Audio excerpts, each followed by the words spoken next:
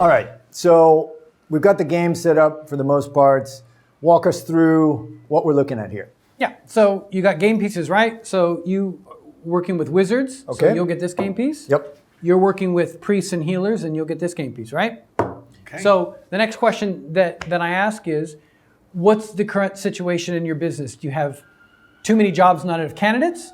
Or has the market taken a huge tank and now all of a sudden you've got lots of people looking for a job, but you don't have any jobs? So what's the current situation that you're in now? Do you have too many jobs or too many candidates? For the most part, yeah. Too many jobs, Okay. not enough candidates. So this is how simple, and this is how we recreate the market, right? Yeah. So now all of a sudden now you've got all these different jobs. Here you go. These are the jobs? That are absolutely worthless. Okay. So unless you've got candidates, right? So I'm going to pull one of these jobs? Well, I'm just going to give you all the jobs, right? Okay. So you've got all those jobs. Now you have to go get some candidates. Gotcha. Right? And so you get candidates at these little waypoints here. Okay. And we're going to make it easy. If you make it there, we're just going to give you an additional candidate. I'm going to shuffle the deck and stuff when you do that, right? How do you get it? Because you don't get candidates until you go through the pipeline, right? It's just like life, right? And the way it was, a long time ago, you had to go outside to network, or you went on LinkedIn, or you do CareerCross, whatever. But you still have to make an action to get to find someone, right? So here's your game piece. Yep. And where's the closest, intersection, whatever, to get a candidate would be right there. Right. So we roll? You can roll the dice. Now, again, if you don't land there, that means you're going to have to land on an event card. But anyway. Okay. So I roll, and I hit 5 again. Okay. All right. So there you go. 1, 2, I can go any direction? Any direction. Okay. 3, 4, 5. Okay. So what you've landed on, if you look at your sheet there, this is a Kingdom Under Siege card. Kingdom Under Siege. And right? I've got one here, right? Yeah, okay. So I've already given you one of those. Now, what that's an example of is a bulk order. Because sometimes one of your clients might say, we need some accountants for this, but also we need some stuff on the IT side. Well, what do? Right. You then reach out to, now again, we're not working with a full team here, but you didn't reach out to somebody else in your business and say, hey guys, I got some extra jobs. Can you guys help me out, right? Okay, so something like this came along in my pipeline while I was in your pipeline and stuff. So there you've got, but again, your situation now is you really can't take many more jobs anyway, and that happens as well, right? So the idea is that there's a little bit of a story. If you look at the card. Okay, so I'm going to read this. Yep, go ahead. And you want me to figure out, I need to figure out what to do with this. Is that right? Yeah. Okay. So it's dangerous animals have been harassing people in the southern woods. Characters with animal-related skills are needed. I mean, I've come across that myself in real life. Number of jobs, 3 to 8. Budget, $1,500. I like the budget part. Experience needed. Speak with animals, calm animals, spider studies, other combat skills, okay? Honorary title is Master of Beasts. Yep. So the idea is that when you close that, so you get together with other people on the game, you close as many of the jobs as you can, you then get that little title. It's something I didn't want to bring up because it might sound a bit too complicated and stuff, but actually at the end of the game, they get a little certificate and you write in all your titles. So nice. It's like Master of Beasts. So the honorary title is the title you get. You get for to closing keep for closing that, right? So because you hit that first, right? I would just say go ahead and roll again, so maybe you can hit something else. Okay. So, but there's also special fees and conditions. Do I need to read that? No. Some of that stuff I just skip. Again, It depends on how much time we have to play. Okay. No, and that's stuff, fine. So, okay. Yep. So I roll again. Yep. And I get 5 again. Okay. All right. 1, 2, 3, 4, 5. Okay. So doesn't look like a nice face. All okay. Right. So, he's that's an example of a wild card. A wild card. Okay. So, there you go. Wild. What are some examples of required information for a job posting? Okay. Required information. It probably needs to state the working schedule, working hours, and probably what the actual title is and the location, I would imagine, and also the actual requirements needed for, actual experience level and requirements for the job. All that stuff. And some of the bigger companies might say having it in the right voice. So when you go to post a job, make sure that, you've written it in the branding style of your particular business, because you've got some really big recruitment companies that spend a lot of money writing jobs in a particular voice, right?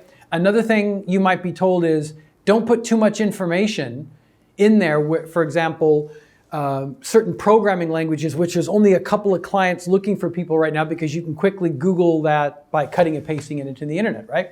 So that might be an example of that. So Okay. that's just okay. So Paul, go ahead. Yep. So Paul, you're here now. You're in the same situation. Okay. You don't have any candidates. So yep. I'm going to roll that again. Can you roll that? Why is it getting a 5? There we Is go. it rigged? 1, 2, 3. Okay. So that Fire. is- Again, Kingdom Under Siege? No, that's not. No, we got a crown. Oh, sorry, it's a crown. So there you go. Client. Too good. Your client suddenly sends you 25 open job positions that match your area of specialism. There you go. 25 IT jobs. Is that There you go. excellent? That might depend. Why? That's a serious thing, right? Yeah, Because, so what was it? It was a client sent that to you. right. You didn't chase them for 16 months to finally break in. They sent that to you. What can that possibly mean? This is great news, right? Could be. There's a lot of things going on there, isn't there? So, I want to look at my ability to fill these 25 jobs because I don't want an upset customer if I can't. Maybe bringing other members of the team on board and sharing the roles if that's more capacity than I can handle on my own at one time. Things like that. So, yeah. If you happen to have a contract division within your business, you're like, look, if you want to close 25 jobs, why don't we send you maybe an HR admin assistant or maybe, I don't know, depending on the size of your business, you might even want to send them somebody on site to help with that because 25 jobs is going to be literally hundreds of CVs they're going to have to go through to be able to close that out, right? And are those takeovers or are those new? Well, exactly. You can say, what if they said, oh no, everybody quit. They hate the CIO, they all left. That might be something good to know. Good information to Good. have. Thanks, Egon. You're right. Important safety tip. Thanks, Egon. Right? You need to know this kind of stuff, right? Mm-hmm. So, and that's kind of how the game flows. So Right. you go, and then he goes. Okay, so That's good. Go ahead and roll again. What is it with this 5, man? Don't. You roll again. Loaded dice. 3. Okay, well, now we got the 3. All right, so 1, 2, 3. I'm at Storm Bay. Okay, so now you're at there. There would be a client there. There's a client there. Okay. Okay, now you Now already I- have too many jobs. Right. But let's just say, I'll just go ahead and just for the sake of the game and stuff, I'll move this over here. So now, because you did pass one of those things, I'm going to give you a CV because you did pass one of those things. Right. Okay. And So now you've got your job card. So you've got so many jobs now. right. So And just now do I have this is a candidate. that's a candidate Okay. CV. So go ahead and match it to one of the jobs that you have there. Okay, so I have to read this. This is a Meister Mage. You can just go by the years. That's fine. Just do it. Okay, so work history: 7 years as a caster for Baron Damien, 2 years as a conjurer for Abbot Featherford, 12 years as Master Wizard for Archbishop Patery, 5 years at Meister Mage for Princess Mabota. Okay, so this guy's got a long work history. And another way of doing it too is you got a 4 there, right? So this is a Okay. highly specialized person. So Right. when you go through the job cards, So I've got to go through all these jobs and figure Yeah. out where an experienced Meister, You're going to know all your jobs, Brett. Recruiter like you. They're all in here. The cards are just for all the reference. jobs. Yeah. Wait, I know where that guy is. but again, just pick one that looks like it's very senior, and then match it, and 6 then you plus, pitch it. 10 plus, maybe that's 12 plus, 16 plus. So yeah, There I you think go. we're going up. 15 plus. All right. And wait, it's definitely got, all right, 15 plus, 16 plus. There you go. 16 plus. All right. So we've got, so I'm looking for basically somebody in here with experience. And Ancient pretty much language any skills. one of those jobs will match, right? But again, Meister Magician. now there might be a senior person sitting off to the side who might say, what? Be careful about pitching someone 25 open jobs. Right. Why? I mean, if you have 25 jobs that match that candidate, should you send them all 25 jobs at 25 No, different we've got to companies? look at what Why? this guy actually wants, right? Which is his Okay. specialty, either specialties and obviously salary requirements, location probably. So looking here, I've got Meister Magician only 3. And yeah, there's going to be different things that match and stuff, and that's kind of a chance to, again, if you want to do more of a deep dive, yeah, you could spend a bit more time on that. But you basically just pick one that you think yeah, this looks pretty good. Okay. And you're like, look, I'm going to keep these jobs for different candidates. So you want to submit that candidate to me. Yep. Right? And then you roll the dice one more time. There's Okay. no 5 on this. Okay, so the person gets the job and you get 4 coins. Because it's a level 4 candidate, you get 4 coins. If it was a Gotcha. level 1 person, you get 1 coin. Now, right. if you had gotten a 1, they fail. Right. And you get nothing. Right. Out of But the you got a pipeline. 4, so that was it, right? All right. I'm so closer that's, to my revenue target. Exactly, right? But that's the thing. They might say, you need to get 20 coins in this amount of time. Right. So in theory, I'd have like 45 minutes to get these 4 coins or something like Yeah. that. Now, and you think about that. So if I get 4 coins for getting level 4 people a job, Yep. but I only get 1 coin for getting level 1 people a job, which is better? 4 coins, yeah, but think about it, right? Right.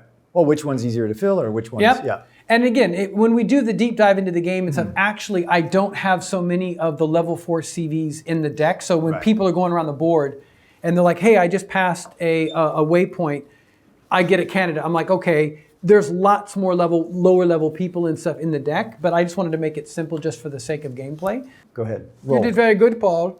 6. Where am I trying to get to? You can try to go to there. Yeah, you're going out. You It don't doesn't want to matter go back in. because right now you have so many jobs. You Yeah. just need to hit these waypoints Well, to that's get more right. Yeah, candidates. when I find a... So you can go here, and then maybe if you make it to there, you'll get 2 Yeah. candidates. 4, 5, 6. 2 candidates, please. Man. And again, you'll get the one that looks like Grace Jones, and you'll get the one like that. Okay. So I have a level 4 battle priest and a level 3 healer. And you've got a ton of jobs. I have... No. Now, quick question to interject, but like, for example, if our agency is set up to where we share, can he give us jobs? And honestly, when I give him and when I jobs? made the first version of the game, I hadn't really thought much about that until I did a play session, and some of the people playing decided, they looked to the person next to them and said, hey, what about if I just go around the map and get a bunch of people and you go and get a bunch of jobs, can we do that? And they asked me and I said, yeah, go ahead. And so some person just spent all their time gathering up these candidates for a particular specialism, and then they just started cooperating. Because some recruitment companies do the 180 like model. if it's more like that. Yep. And while we've been talking, Paul's already making like 3 placements over here. No, he's Matt. Yeah. He's matching without his glasses. I So he's got 2 matches like that. Now, got a couple for this person, and I've got one good one for this person. so in the full deep dive of the game, he Right. would not be able to submit those to a customer until he goes to a customer site. But I mean, Okay. let's just for the sake of time, he can go ahead and pitch them now. I'm going to use the portal. All right, so you've got the jobs, you've got candidates for these jobs, and now Yep. you're going to pitch it to the client. So he gets a 3 for 1. Okay, so you get 3. So that, Is that a pass interview? yep. What level is this person? They are level 4. Oh, okay. So you Get got 4. Oh man. okay. Now we're on the board. Paul and I are even on the board. You are for 4 and now, 4. but now he's gonna. Now if he gets a 1, he's screwed. He gets a 4. Ouch. So now you get that. All right. Now, Nice. granted, as you move around the board, you might hit sometimes an event that says, "Oh, you're going to lose money," Right. and then he'll have to give back money, or That's a refund. Ouch. he might, yeah, exactly, or he might have an event card that he gives a really bad answer for. He says something that's against company policy, Yeah. and then as a facilitator, they might say, "You got to give me back a coin. You got to learn from the mistake on that. That could have cost us some trouble," right? Nice. So it just starts again. So now your person is over here. You'd roll the dice again and just keep moving. Throw one of those. Where was it? The Kingdom Under Siege ones. No. These are the. No, you like, want to what are hit. they- No, you want to hit a realm quest. So Okay, Realm Quest. Yeah, that's the one. what you'll want to do is you'll want to hit. So we'll just. Just keep rolling until you get the right number. No, we're going to cheat, of course. That's got to be rigged. All right, so just put it on the board where there's Yeah. So some you want kind to of realm quest. basically Okay. go like this. So So if I'm over here now. go over here and you got a realm quest, right? Okay, so what's a realm quest? Okay, so you see these little ships and they're all over here now. So this deck here was built off of literally 10 years of working with clients and stuff on internal projects, right? Right. So these are assignments that you have to do at your desk in real life. Okay, so you roll there and I'll just grab one, and you got that one. Okay. So this is, hey, high activity day. Choose a Friday and set up as many client meetings or candidate meetings or client calls or candidate calls as you can in a 10-hour period. Activity generates activity. You will be surprised at how regular activity Fridays can turbocharge your desk. Definitely. I mean, there are a lot of shops that have high activity days. Right. They're definitely useful. It's interesting that, that most activity only happens on the high activity day. Right, and then they realize, wait, I can do this all the time. So that's like, how about a Monday, Tuesday, Wednesday, Thursday? Just for an example, though, like, honestly, there's so much information in these, right? And so I'll just give you another. Go ahead. No, give it to the ball. Oh, go match it up. Go ahead. Paul gets one. So let's see. Ask 3 candidates in your specialism to describe typical working day challenges. Take notes. Did you notice any patterns or similarities? Submit to your manager within 2 weeks. So the lesson, taking careful notes will allow you to spot top performers. They all have similar challenges and frustrations. Learn them. Right. So you would take that back to your desk, and then you would do that and report it over to your manager and stuff. And I've just got... Okay, so this is something that can be taken away. This is actually an assignment. You go back to your desk, you actually go do this. Oh, yeah, absolutely. You have to do it, right? Yes. Yep. And again, I mean, I've just, again, just for the sake of the video and stuff, we've already done that one. So in a sense, what you've done is like now my whole week is based around the stuff that comes out of this game. Well, sure. Well, the other thing too is like, for example, a company, it's not even playing the game now. Right. They might just say, look, we've got a whole stack of these we want people to do, what's that assignment? Okay, so this is contract knowledge is power. Research your company's master placement agreement. What are their 3 or 4 most important conditions? Speak with your manager about why these are important. Contracts are the basis for smooth business operations. Know what your liabilities and responsibilities are, and importantly, what your client's responsibilities are. Okay, yeah, it's nice. I mean, something that probably companies aren't spending a lot of time on. They're not spending any time with it at all, and they just sign the client contract, not realizing that, for example, if somebody has an expired or fake certification on their resume, if you look deep enough in the contract, it says they can seek damages or they can get the fee back or something like that, right? Right. So that's an important thing, right? And especially for smaller companies, the managing director, they're going to want the employees that work there and stuff to know this kind of stuff. So I'll just give a random one over to Paul. Yep. This is just another random one. Here we go. Financial reporting. Create a binder or folder on your network for the yearly financial reports of your active clients. Companies hire and fire based on financial results. Know how your clients are doing by looking at their bottom line. Right. Interesting. And what else is that information good for? Well, obviously it's good for you to know. You know they have a big year. They're going to be doing hiring and stuff like that. But also when you're doing what? You're pitching the job and the company. To candidates, right? If you've got all that financial information and you're able to send over PDFs and stuff, especially for more senior positions, you'll be able to close people better. So finance roles or other ones, or hey, they're going IPO in the next few years. Mm-hmm. Or, Well, there's a lot of information in this that is extra from the brief. Yep. That is extra from just the plain vanilla job description you get from the customer. So I think, especially in Japan, people want to have a fairly deep dive understanding where they're going to apply. Instead of here's the job description, here's the website. Off you go. Let me know what you think. So, I'll just give you, and again, when we do a more of a deeper dive, or if we have more time and stuff, for example, we would just do some interview event cards as well, right? Okay. So every time you would pitch somebody, normally we would do this, but just for the sake of time, I kind of skip stuff. But let's just say there's an interview. So this is an interview card, pants on fire. A candidate is lying about what they have done.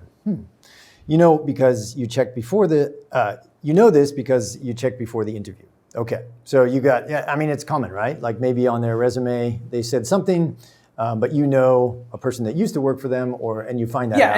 And you know this because maybe you're sitting in on the interview, right? So maybe with temp staffing companies and stuff, you might know that the person's embellishing a little bit and stuff, right? So what do I do with this? Like, for example, this is when I'm actually interviewing an actual candidate and I come across it, or after the fact, or on the spot? You might have sat with them in an interview, or the client might have come up to you and said, wait a second, this came specifically from my background where I worked with a large financial services company many, many years ago that had lots of project managers working there. And all of them were saying they were in charge of the entire project management office. Right. And this was, right? And so after a while, people started saying, wait a second, who's actually telling the truth here, right?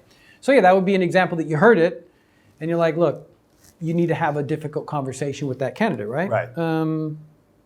Here's another one. Okay. Big bad mouther. When asked why they left a previous job, your candidate starts speaking negatively about that company. Most candidates that I speak to. Right? So you give them different types of advice. Hey, you shouldn't, stay away from that. You want to do this kind of stuff, right? So there you go, Paul. But I was the one.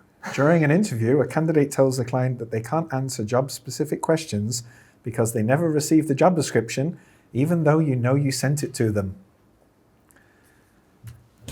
That's a tough one, isn't it? Right? So, because every time in an interview like that, if they didn't carefully go over the job spec, they're going to blame it on you. Right. So now when you pick up the phone, so now again, you might have a senior member sitting off the game there. Yeah. What should you do? Well, I mean, obviously, in this case, the candidate is always going to be right? I mean, you can't say that I did send it, check the email or something. So one, you could verify, but maybe it's also difficult to verify that. So. Well, the client might have said that to you, right? So, well, we just talked to Tanaka-san during the interview, and he said you didn't give him the job spec. So do you throw him under the bus and say, yes, I did? Right? I don't know what that depends on your business, right? Well, how would you want people to respond to that? Because it does happen, right? I mean, in that case, I would probably explain that he should know the job description because I explained it to him, right? So even if he didn't have the job description. So you're saying Tanaka-san is a liar now. Okay, thank you very much for that. I'm saying I should have clarified that he understood what the job entailed, right? Did he say job description or job spec? There could well have been a miscommunication somewhere on the line, so. Yep. But you're probably going to take the heat yourself, right? Yeah, and it's better to take the heat directly from the client. But wait a second, but maybe not. Maybe if it's for a job that's, say, 10 million yen or above, and there's not many jobs at this client, and they're actually quite irked about it. They're like, well, no, did you send it to him or not? And if it gets into that kind of a situation, are you going to be willing to take that hit? Right. Now, in a market like this where there's tons of jobs, okay, fine. But maybe, no, you might say, you know what? Let me have a talk with him because we have a prep process where we go through this for 30 minutes on the phone. So right? Right. So I had somebody do that to me and I just threw them under the bus. I told the truth because to me, that's always the easiest thing to remember. So there you go. How about that one? Thank you. Pop presentation. The client suddenly asks your candidate to do a quick 5-minute presentation on a solution they have on their CV.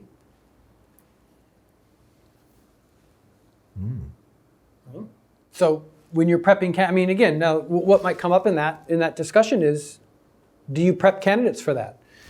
It's quite common if the person's being paid more than 10 million per year that sometimes there might be a whiteboard and there might be markers there and say, look, can you please explain, if it's a solution architect or if it's a head of, something, who knows, right? Sometimes they'll ask a question that might require a quick impromptu presentation. Well, and these give you those left-wing things that might come up, and that's why prep is so important. Right? If you imagine sitting on the desk, how long it might take for you as an on-the-job junior to actually see this happen. You might be working a year before, depending on the area you're working, before something like this comes up.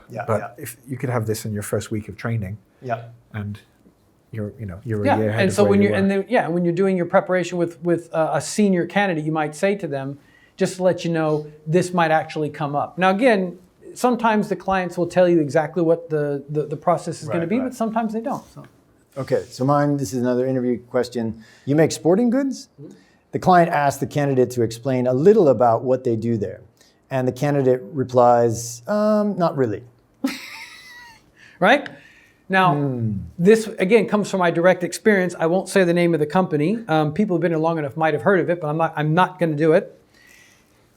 But if they'll know this client by what I say now, but I won't say it. So there was a particular customer that in their lobby, they had a fireman's helmet and an old school, like 1800s, like woodman's axe in like a glass case. It was absolutely gorgeous. Right. And I had walked a very senior project manager past the glass case and stuff, and he kind of like, oh, that's kind of cool. Because it's a really cool looking axe, right? And goes in and has the interview. I'm not going to say the name of the customer, but it was not Sporting Goods Company. And so literally he's sitting there and they say, oh, can you tell us a little bit about our business? And all he had seen was the fireman's helmet and the axe. And so immediately he thought Big Five Sporting Goods. You guys are like a sporting goods like maker of axes, like kind of. So what sport are we using? Is there an axe sport? Exactly, right? I think what he was trying to say was Maybe like in this outdoor camping. Okay. But he just said sporting goods because he was trying to, he was in a panic, right? So Must have been. that happened. Now people might then point to me and say, oh, well, you should have prepped. I did prep him. We went through what the company did and stuff, but he wasn't paying attention, right? So again, with these cards, it's going to bring out this kind of stuff in a conversation, right? Now, you're also going to be exposing yourself a little bit, especially as a senior staff member of your company, right? Yeah. So people are going to come back to me and say, oh, you should have, well, yeah, I should have done a lot of stuff. I did prep him. We did go through it. He wasn't paying attention, right? And again, you might take that. Senior management might say, you know what, maybe we should start giving people like a basic quiz, or we should kind of quiz them on the phone and say, can you please, What do you know about this yeah, company? what do you know about the company and stuff? I've sent you the job spec. Can you kind of give me 2 minutes about the company and stuff? I mean, that's one real point that like we often take for granted. Like we assume that they looked at it, right? But we're not really asking in-depth questions about what they do, right? Like maybe, so do you know who the country manager is? Or do you know who actually you're going to be interviewing with eventually, or what they actually do? Yeah.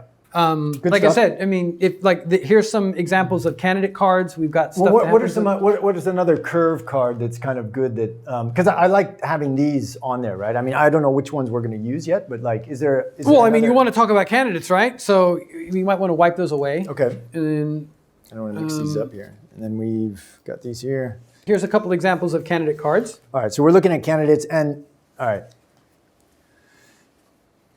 Okay, so this is WTF. What the framework? You verbally close the candidate, but the client lowballs you on terms because the contract hasn't been signed yet. Ouch. Okay. So the candidate is good. We've said, yep, they're probably going to get you 10 to 12, 12 million, something like that, but the client lowballs you on terms because, on the terms, so our contract terms. Yeah, so they say, oh, we want to hire this person now. Yeah. But it's not 35%. We kind of it's talked 25. about 40% in the beginning, but now that we've actually got something on the table, we're thinking more about 20. Right. So because now they've already got established direct contact. I mean, they've already, now it'll be Zoom calls and everything else, but in the past they at least maybe exchange business cards, or they know his, they know the person's full name. It's fine. That totally works because I have another client that is already signed at 40.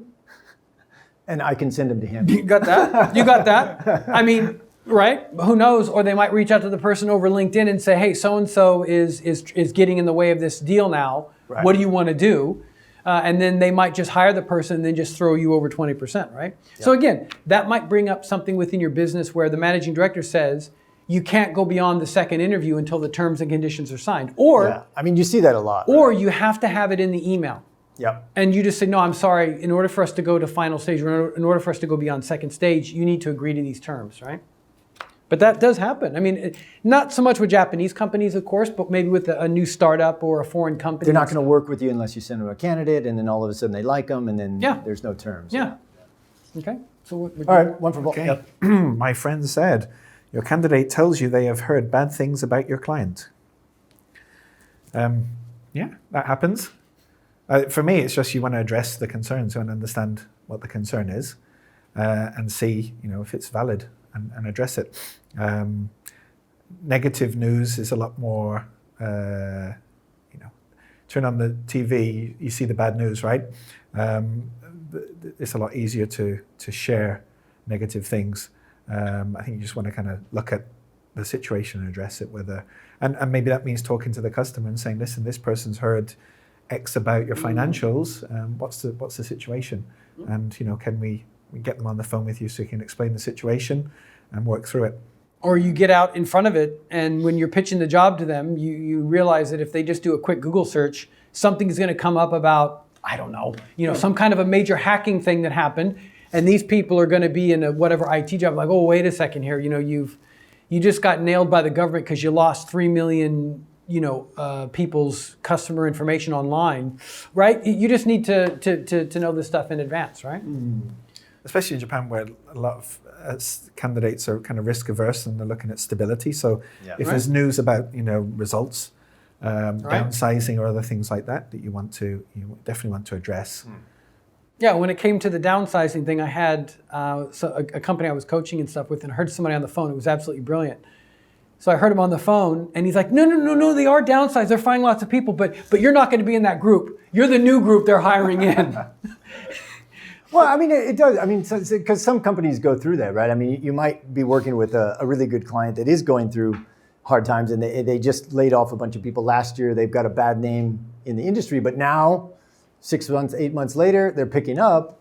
Yeah, you've got to sell that. Yeah. But yeah, I do think, like Paul said, you got to be transparent and like, how bad is it, and does that apply company-wide? Yeah, and also that could just be somebody maliciously throwing mud at the company for their own benefit. But you at least need to know this kind of stuff. So when you do, part of your prep to candidate should always be just a Google search and then not look at their website, but look at what people are saying about them, and also click on news and stuff. Right. And another thing, it's actually one of the Rome Quest, the homework assignments, which is, are you registering all of your clients with Google search, with Google Alerts? Right. So that every week you'll get a bunch of news articles for free about your customers and stuff, right? That's a good point. Here's an example of internal events and stuff that can happen. So I'll give you 2. Internal events. All right. So what is it? So this is... You'll find out when you read it. Okay, gotcha.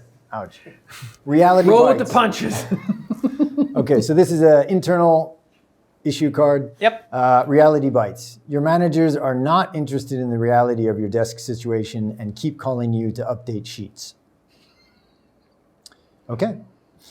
Your managers are not interested in the reality of your desk situation and keep calling you to update sheets. Okay.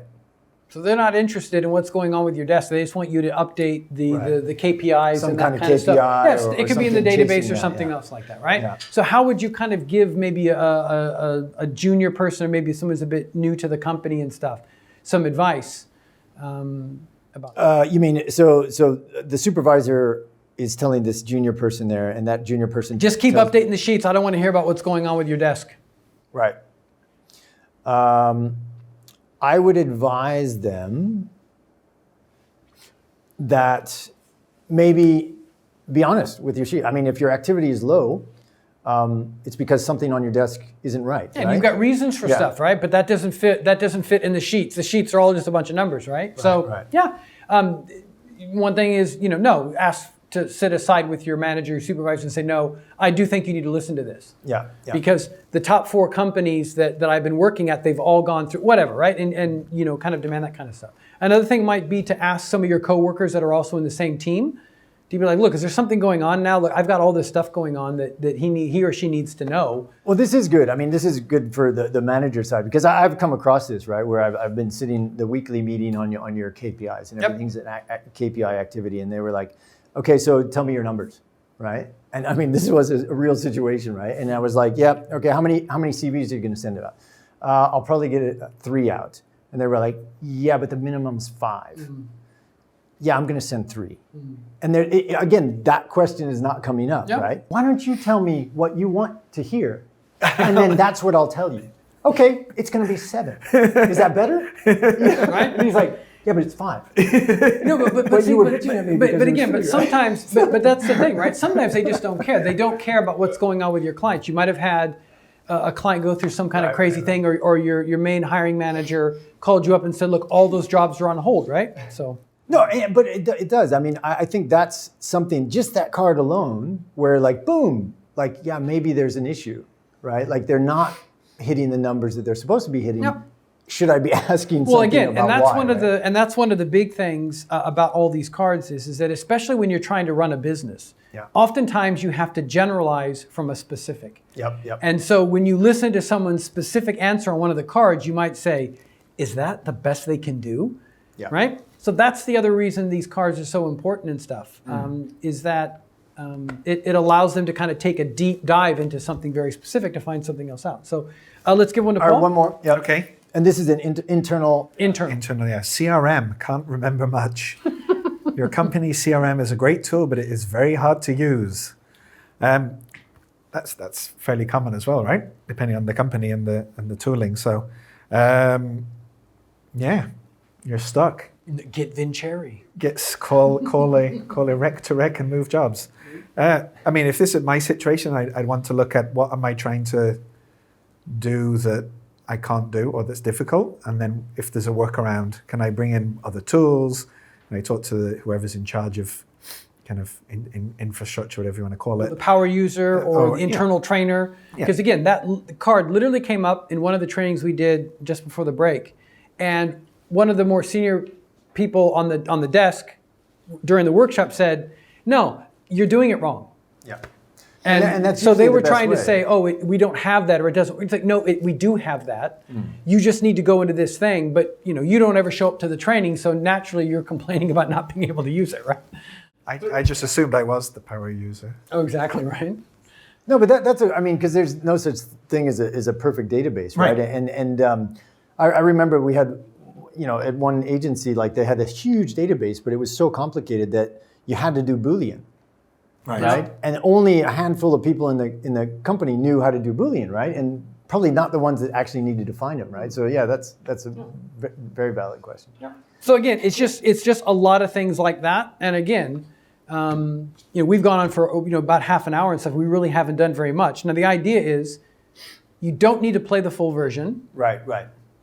You can stop if you're on a really great topic, and you're like, you know what? We don't need to do anything else for today. That was just such a great topic. We really took a deep dive on something important, and just roll up the game, and you don't have to play anymore. And we've got tasks to do, right? Because you've got tasks to do and stuff, and this is stuff that you can bring back to your desk and stuff. But again, some of the initial resistance I got from some of the other recruitment companies was, it's too hard. And it's like, you don't have to do the whole thing. You can just use the card. You can make it as surface level or zoomed in, detailed as you want. There's a lot of structure if you want that, and you want to deep dive. But also you can take it. As Jason said before, we've had training sessions just using the cards, and just using the cards as topics for discussion and learning. It can be a 5 minute. You can have a 5 minute session. Here's a card. Everyone tell me what they think. And it's just troubleshooting, right? Like I mean, every card that I've pulled, I can suddenly have a flashback of, oh crap, yes, that's happened. Or, that's an issue, we should troubleshoot it. Well, yeah, and imagine if you're like a senior recruiter, right, and you're going to apply to another company, and they decide to hit you with, okay, we're going to give you 3 client events. We want to also kind of see where you are with your knowledge, just and stuff. So we're going to give you 4 or 5 of those. We're going to give you some candidate stuff to deal with. Right. Interview stuff, we want to kind of get an idea about your interview stuff. And then obviously you're going to have your own team. So I'm going to give you like a couple of these cards. Right. So read through this stuff and just kind of put together in your notes. Now, they don't have to answer all the cards. Right. But let's just have a conversation based on this. But that's a manageable workload. Yeah, we're going to give you 15 minutes in the room by yourself, and we want you to kind of organize your thoughts around some of this stuff. Just try to get to as many cards as you can. We're going to see. You leave for 15 minutes, you come back, they're gone. What did that tell you? Right? Because maybe like they're going to start going through this and it's like, oh, well, no, someone else did that in my business. That wasn't my job. That wasn't my job. That wasn't my job. I would cry. I would quit. It's not my job, right? And if you start to listen to their answers and it's like, fire the client. That's not my job. That's not my job, right? We've done this with people where someone said, we had other people in the business do that. I never did that kind of admin stuff. I never did contracts. And how are you titled as a manager or a team manager? Exactly, right? Yeah. So, not necessarily wrong answers though as well. You can just understand where someone's coming from and what help they might need if they're coming into your organization and so, as well. Just something that you did early on that I wanted to mention. So if you had all these jobs, right? Yeah. And then you had all these CVs, right? And you were very dutifully under pressure. The cameras are on my head. I have to, right? Think about this. You could take someone who's never done recruitment before, and the first training session for them is not anything about customer management. No. It's nothing about the nature of work, establishment of a company. You're just going to say, look, we want you to look, you can do it with real CVs and real jobs if you want. Yep. Or you can say, I just want to practice how you do matching. Let's just start with the very basics. So you give them a bunch of jobs and you give them a bunch of CVs. And then they, if the job is a magician, that requires 10 years of experience, and they say, I matched it with a warrior who's just starting out. Yep. I mean, he can try, right? You can't do it here, you're not going to be able to. Right? So you got to start with the basics with some people. And now, again, a recruiter is going to say, well, look, if the person is at that level, we wouldn't have hired them in the first place. Fair enough.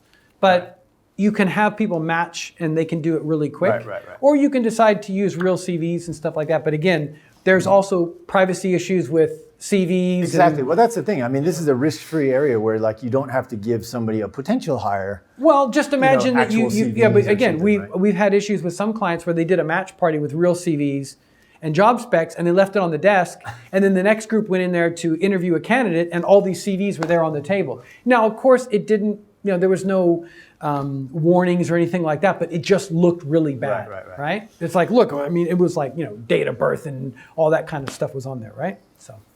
Great stuff. Yep. All right. So the game does a lot, obviously. I mean, if you are an organization, I guess they can use it for whatever they need, right? And they can take just bits and pieces of it. So definitely it works. You can also be a winner, Brad. And you can be on the leaderboard. We should. So I had 4. I had 7. What? Damn it. Story of my life. Right? Yeah, but again, like if somebody wants to run a recruitment business or they want to be a senior manager, it's like, okay, well, this is what it's going to be like. You've got to hit all the salaries of those people every month. So in your notes, you've got to write down X number of coins per recruiter that's at the table. How am I going to make them successful, right? What am I going to do, right? No, guys, I don't want you going off into here. I want you to focus in this area. Just go after that client. Just do this, right? And then every 10 seconds, they're going to be coming up to you with an event card that you've got to answer while you're doing your own billing, right? Good stuff. Yeah. All right.